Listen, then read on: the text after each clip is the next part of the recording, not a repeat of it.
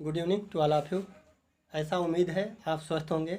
आज हम अध्ययन करेंगे भारत में क्रांतिकारी आंदोलन। ठीक है, तो प्रथम चरण था 1905 से 1920।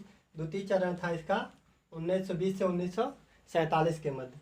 तो प्रथम चरण में आता है जो आंदोलन थे और सेकंड चरण में, ठीक है, अभिनव भारत प्रथम चरण में। उसके बाद नासिक षड्यंत्र केस आता है। तीसरा आता है ढाका अनुशीलन समिति। चौथा आता है अनुशीलन सभा। पांचवा आता है अलीपुर षड्यंत्र केस। ठीक है, तो ये फर्स्ट चरण के आते हैं। और 1920 से 1947 में आता है या चारे हिंदुस्तान रिपब्लिक एसोसिएशन। और आता है इसमें HSRA Hindustan socialist Republic association. नौजवान सभा, नौजवान सभा। तो ये सब द्वितीय चरण में आते हैं। तो भारत में क्रांतिकारी आंदोलन को दो चरणों में बांटा गया है।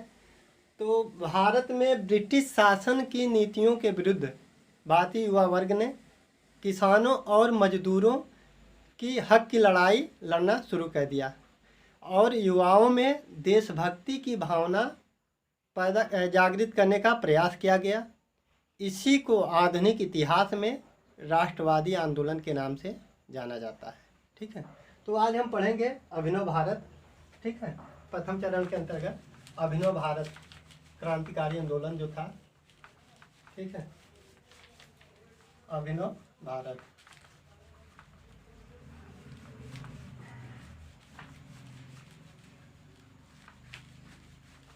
तो इसका जो चरण था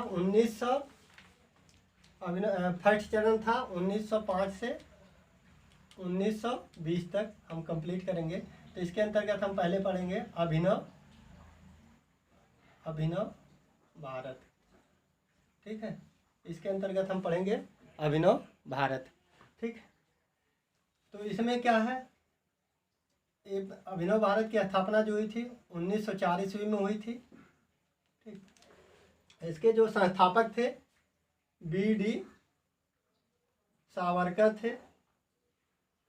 BD सावरकर थे। ठीक है, इसका जो प्रारंभिक नाम था वह था मित्र मेला। मित्र मेला ये कब स्थापित हुई थी? यह स्थापित हुई थी आपका 1899 ईस्वी में। कहाँ पर? नासिक महाराष्ट्र। नासिक महाराष्ट्र में स्थापित हुई थी। और इसके जो संस्थापक थे वो भी BD सावरकर थे। अभिनव भारत, तो इसका हम जानते क्या है, अभिनव भारत जो थी इसका पुराना नाम मित्र मेला था। वो 1899 स्थापित हुई थी। कहाँ पे स्थापित हुई? नासिक महाराष्ट्र में स्थापित हुई थी। उसका भी नाम था, उसके भी जो संस्थापक थे वो BD सावरकर थे। ठीक है, बाद में इसका नाम जो परिवर्तित करके क्या रख दिया गया? अभिनव भारत। ये एक गुप्त संस्थान था। ठीक है, तो कब इसका नाम परिवर्तित किया गया? 1904 में। इसके भी संस्थापक थे BD सावरकर ही थे। BD सावरकर 1906 ईस्वी में लंदन चले गए। BD सावरकर जो है 1906 ईस्वी में कहाँ गए? लंदन चले गए। वहाँ पर भी इन्होंने अभिनव भारत नामक क्रांतिकारी संगठन बनाया। ठीक है, जो अभिनव भारत के सदस्य थे एक पांडुरंग महादेव वाप्टे। ये अभिनव भारत नामक जो संगठन था उसके सदस्य थे। इनको रूसी क्रांतिकारियों से बम बनाने की जो कला सीखने के लिए फ्रांस की राजधानी पेरिस भेजा गया। फ्रांस की जो राजधानी है वो पेरिस भेजा गया। किससे? रूसी क्रांतिकारियों से बम बनाने की कला सीखने के लिए। ठीक है, और इसी के एक जो सदस्य थे गणेश दामोदर सावरकर। गणेश दामोदर सावरकर। गणेश दामोदर सावरकर जो थे, इनको मित्र मेला नामक पुस्तक की कविताओं को लिखने के कारण जून 1909 में निर्वासित होने का दंड दिया गया। 1909 में। ठीक है।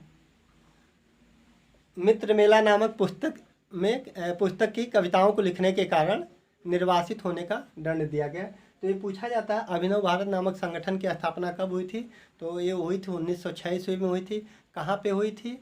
ये आपका जो मित्र मेला नामक किसका परिवर्तित नाम है? तो मित्र मेला नामक संगठन का परिवर्तित नाम है। इसके अध्यक्ष कौन थे या इसके संस्थापक कौन थे? BD सावरकर थे। मित्र मेला कब स्थापित की गई थी? 1899 ईस्वी में। उसके बाद पूछा जाता कि अभिनव भारत के जो क्या नाम थे संस्थापक थे लंदन कब गए थे?